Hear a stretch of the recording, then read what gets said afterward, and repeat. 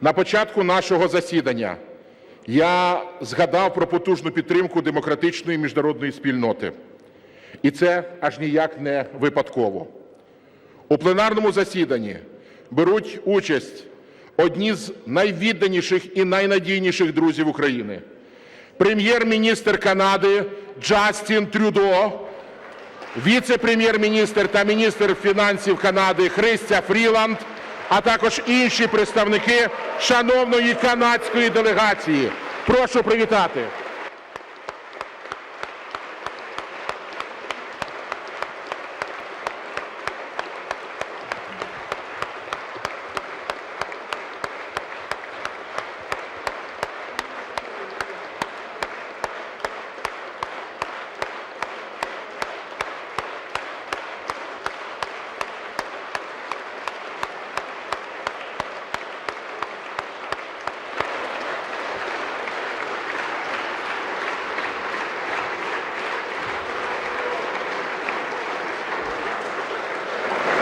Шановні колеги, шановний пане прем'єр-міністре Канади, перед тим, як запросити вас до слова, дозвольте від імені Верховної Ради України подякувати вам за ваше лідерство, послідовність і непохитність. Очолюваний вами уряд братньої Канади, канадська громадськість, значну частину якої складають українці, з першого дня повномасштабного вторгнення Російської Федерації рішуче стали по наш бік боротьби за свободу і незалежність. Ви простягнули українцям і українкам руку братньої підтримки, і ми ніколи цього не забудемо.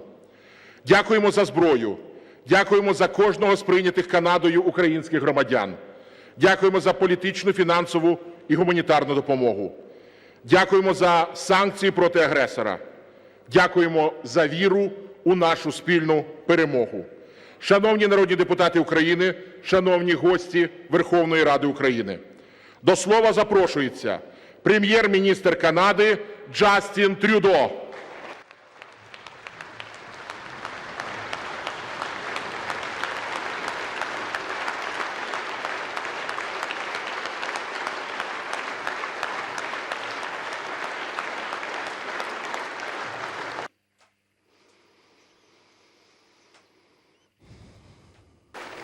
My dear friends, hello. What a pleasure to be back here. What a pleasure to see you all. What a pleasure to be welcomed by so many friends in this place. I know Canadians, not just me, are deeply honored to be able to be welcomed here in this place. And because in Canada we have both official languages, I will be speaking in both English and French, so use your headsets. But it is an incredible pleasure to be here amongst you. Membres de la Verkhovna Rada, c'est un honneur pour moi de m'adresser à vous aujourd'hui. As I stand here in the seat of your democracy, my first thought is for the Ukrainian people that you represent and serve. I think of the courageous soldiers on the front lines. I think of the young scouts selling baked goods to raise money for drones. I think of the farmers who are continuing to till their fields of wheat for their neighbors, for the world, under the threat of Russian shelling. I think of the nurses and doctors who continue their heroic work even when hospitals are being bombed. I think of everyone who is mobilizing because they believe in one simple ideal, that Ukrainians should be free to choose their own future.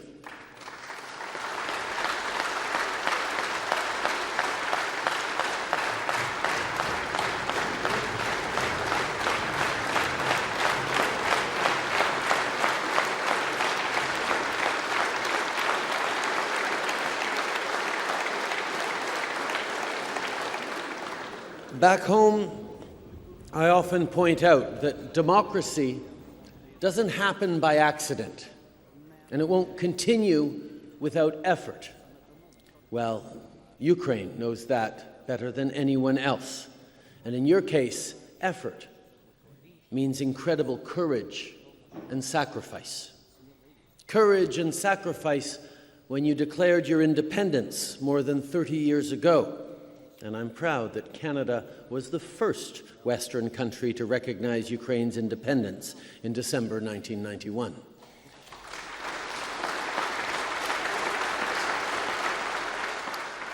Courage and sacrifice 10 years ago during the Euromaidan and the Revolution of Dignity, after the president of the time refused to sign an agreement with the European Union, an agreement that had been overwhelmingly approved here by the Rada. Courage and sacrifice more than a year after Putin launched his brutal invasion, as you continue to stand strong and fight. L'invasion injustifiée et non provoquée de la Russie contre l'Ukraine n'est pas seulement illégale, elle est odieuse. Je n'ai pas besoin de vous citer les actes criminels commis par les envahisseurs russes, vous les connaissez très bien. En envahissant l'Ukraine, la Russie a violé les principes de base de l'ordre international fondé sur les règles. Elle a bafoué les éléments fondateurs de la Charte des Nations Unies.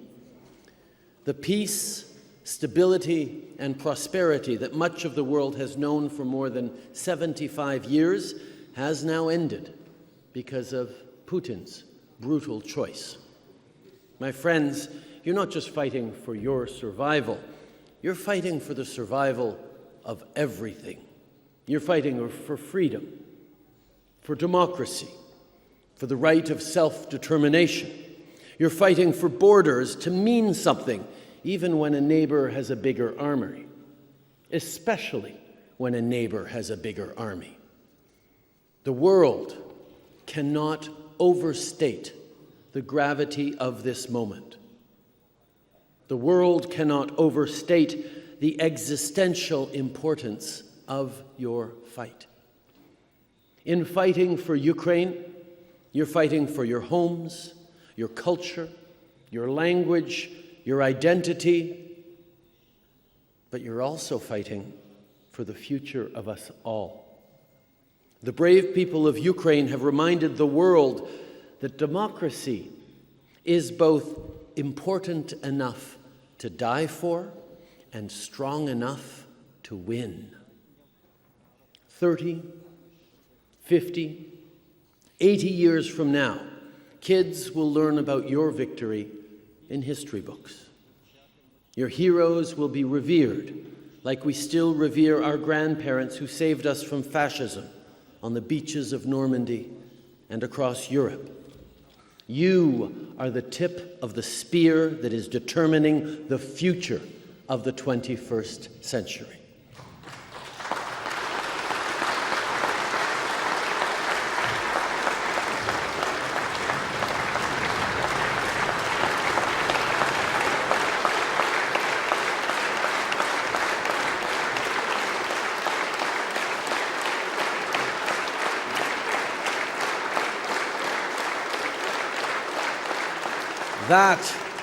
That is what is at stake, nothing less. And this is why Canada will continue to stand with you, whatever it takes, for as long as it takes.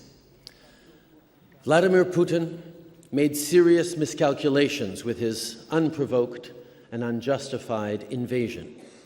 Poutine a sous-estimé l'incroyable courage du peuple ukrainien. Il a également sous-estimé la détermination et l'unité des alliés et partenaires démocratiques face à l'autoritarisme et à la brutalité. Il y a 3 semaines, j'ai participé au sommet du G7 et je peux vous dire que la présence du président Zelensky à ce sommet et dans ce monde a énormément d'impact. Le soutien de vos amis est plus fort que jamais. Dans le cadre de l'opération unifiée, le Canada a formé 36 000 membres des forces armées de l'Ukraine.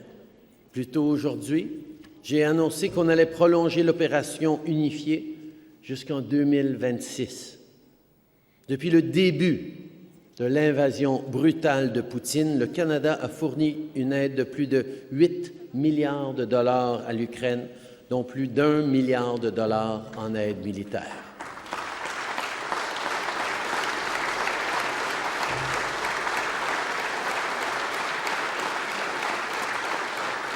A couple of months ago, we extended an almost $2.5 billion loan to the government of Ukraine for this year with the aim of supporting Ukraine's recovery and reconstruction. And earlier today, I announced we'll provide a further $500 million in new funding for military assistance.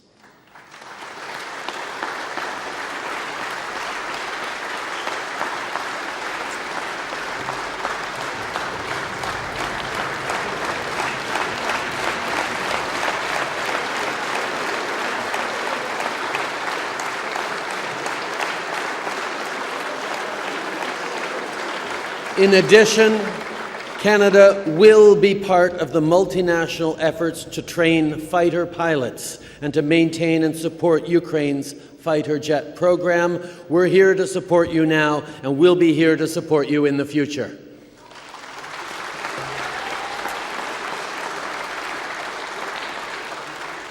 And it must be Ukraine's choice as to how it defends itself and its people. That is why Canada supports increased cooperation with NATO through the NATO-Ukraine Council, and we will continue to support Ukraine becoming a NATO member as soon as conditions allow.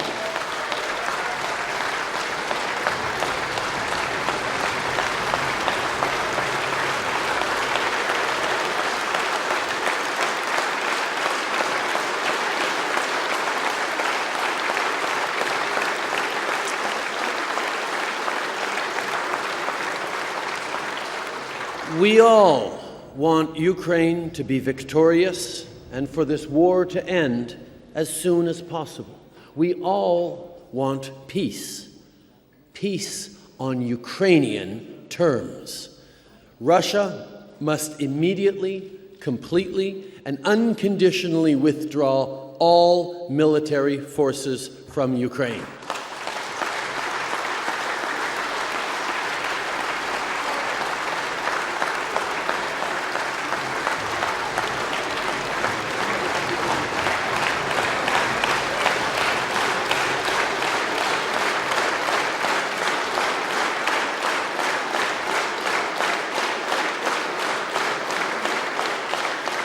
Canada, of course, supports Ukraine's initiative for a just and sustainable peace based on Ukraine's sovereignty and territorial integrity. Last week, I read the story of a Ukrainian soldier.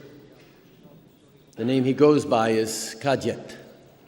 He joined the army the day after he turned 18, the fourth day after Russia invaded.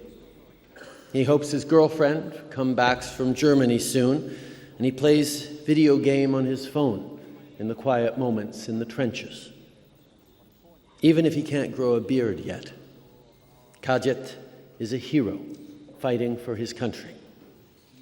Now, my eldest son is 15, and even though he's already taller than me, I couldn't imagine him going off to war in just a couple of years. What kids and families are living across Ukraine right now is difficult to even comprehend. But it is all very, very real, both what you are doing and why you are doing it. Every time I hear from Volodymyr about how it's going, every time I hear from Kristya about her family members here in Ukraine, every conversation I have with people in Canada, with relatives they're worried about, it makes it all so real. Le Canada continuera d'offrir un refuge à votre population. Vous pouvez compter là-dessus. Depuis l'année dernière, le Canada a accueilli 250 000 d'Ukrainiens. Comme je l'ai dit, c'est des personnes qui ne voulaient pas quitter l'Ukraine. Ils aiment tous leur pays et espèrent pouvoir y retourner bientôt. Mais pendant qu'ils sont chez nous, nous les Canadiens, nous les aidons. On leur offre des emplois, des refuges, des cours de langue et tout ce dont ils ont besoin pour traverser cette épreuve. I visited St. Demetrius a few months ago, a school in Toronto where more than 100 Ukrainian children go to class now. Fellow students and teachers have collected books, clothes, toiletries, and food to give to their new friends and neighbors. Now, this sort of thing is happening at schools, community centers, church basements, places of worship, and libraries across the country. In Saskatchewan, for example, people who came through the Canada-Ukraine Authorization for Emergency Travel will pay the same university tuition as the local kids. This means students like Victoria, whose parents are dentists, will be able to follow her dream and afford to study dentistry at the University of Saskatchewan. We are building your future even as you fight for your own. And as you know, the special bond between our two countries isn't new. Canadians and Ukrainians have had close people-to-people ties for a very long time. In 1891, Ivan Pilipiv and Vasil Yelenyak were the first Ukrainian immigrants to arrive in Canada. Like so many others after them, they settled in the Canadian prairies. Over the years, Ukrainian Canadians worked the land. They built churches, distinguished by their beautiful domes.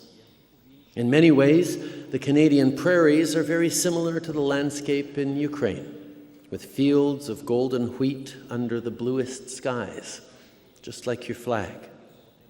Canadians of Ukrainian origin have shaped and enriched Canada in significant ways as artists, athletes, farmers, scientists, or parliamentarians, like my friend and Canada's Deputy Prime Minister, Chrystia Freeland.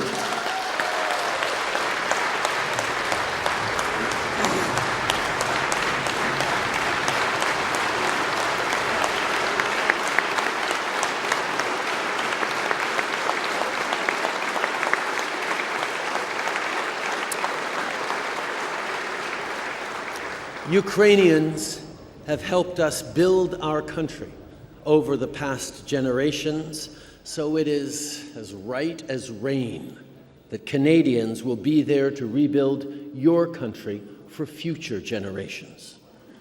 When I saw that Ukraine's central bank issued a commemorative banknote earlier this year featuring the Canadian flag, amongst others, I was deeply honored. Thank you for that. But of course, we're not doing it for thanks. We're doing it because it's the right thing to do. As you know, Canada became the first country in the G7 to pass a law allowing us to pursue the seizure and forfeiture of frozen Russian assets. I can think of no better way to pay for the rebuilding of Ukraine than with the seized assets of Putin's elites and enablers.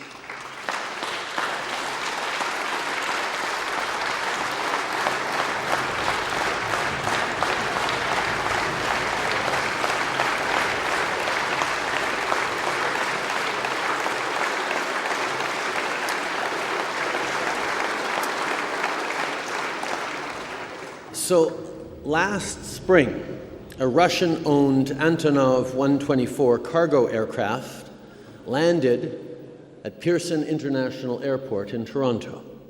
As soon as it landed, we immediately grounded it. And today I can announce that we are seizing this massive Russian aircraft to forfeit this asset to Ukraine and make sure it can never be used to support Russia's war.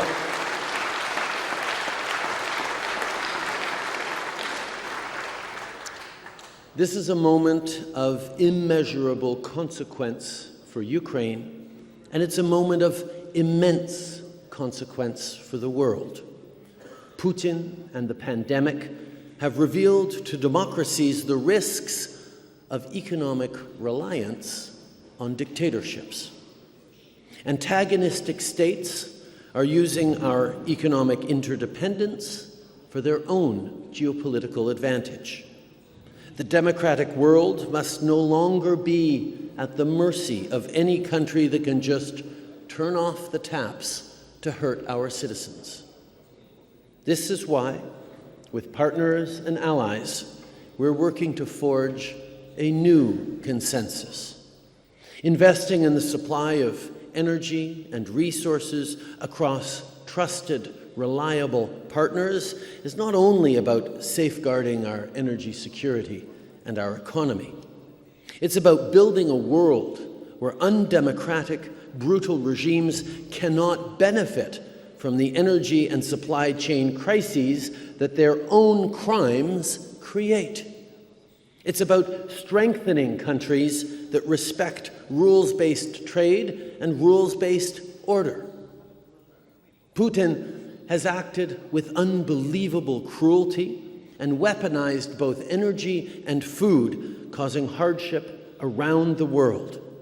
Food insecurity has been felt most acutely by the most vulnerable, especially in the global south. La faim dans le monde, qui diminuait de façon constante depuis une décennie, est à nouveau à la hausse à cause de la guerre de Vladimir Poutine.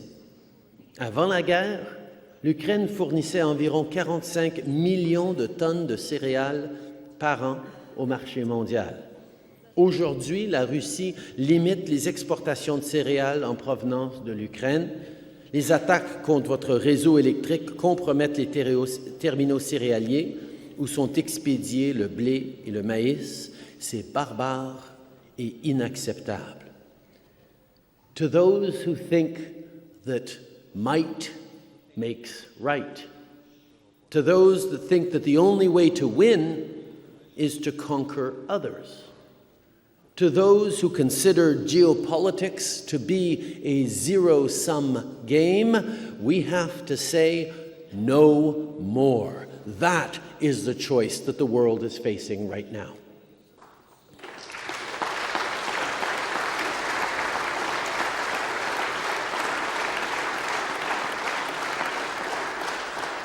The choice is clear. Democracy, where the rule of law prevails, where growth is shared across nations, where diversity is celebrated as a strength, where the middle class is empowered, where citizens can choose their own destiny, or else autocracy, where the rule of the ruler dominates, where human rights are trampled upon, where tyrants enjoy unchecked power. Authoritarian regimes don't care for others, they only care about themselves. Well, that choice is increasingly clear every single day. Our collective success is intertwined with the success of others. International law and fundamental principles are about building a world that's fairer for everyone, with a framework shielding us from chaos. The stability of the rules-based order creates prosperity and opportunity around the globe. Emerging economies in Africa and Asia that fought long and hard for their independence and sovereignty against colonialism, your fight, our fight, is now for them too. This is the message that Canada shares with our friends and allies around the world every day.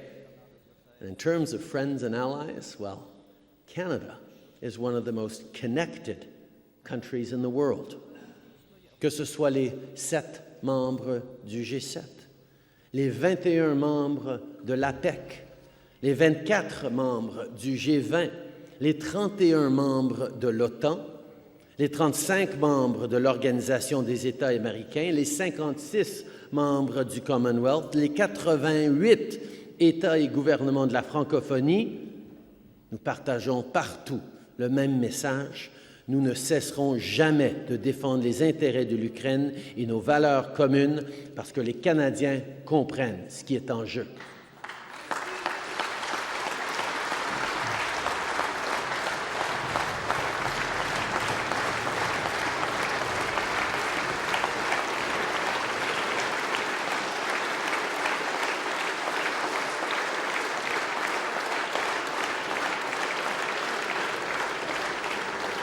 My friends, I am consistently astounded by your courage and resilience. You have stared down Putin's threats since before the invasion. You have rallied support from around the world, and you're not giving up, and nor will we.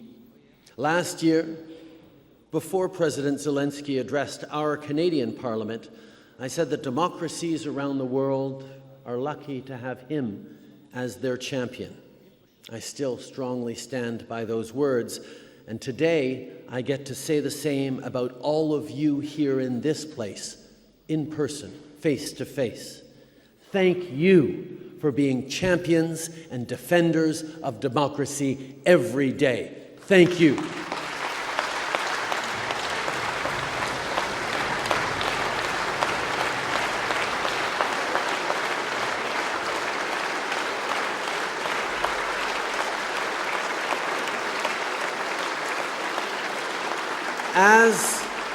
As parliamentarians, your work here is essential.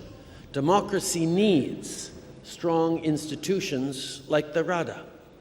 Trust me, I might be Canada's head of government, but I also have in our system the incredible privilege of being a member of Parliament among 337 others. So I know how the work you do day in and day out to serve people, to fight for them, to represent them is so essential. Merci mes amis pour tout ça.